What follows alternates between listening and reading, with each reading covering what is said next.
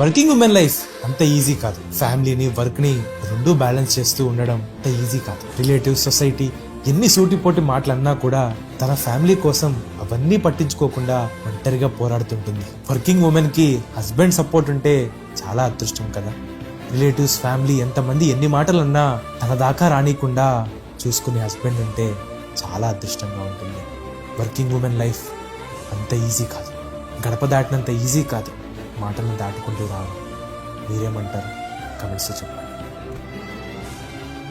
Working women life అంత easy కాదు. ఫ్యామిలీని వర్క్ ని రెండు బ్యాలెన్స్ చేస్తూ ఉండడం అంత ఈజీ కాదు. రిలేటివ్స్, సొసైటీ ఎన్ని సూటిపోటి మాటలన్నా కూడా తన ఫ్యామిలీ కోసం అవన్నీ పట్టించుకోకుండా ఒంటరిగా పోరాడుతుంటుంది. వర్కింగ్ ఉమెన్ కి హస్బెండ్ సపోర్ట్ ఉంటే చాలా అదృష్టం కదా.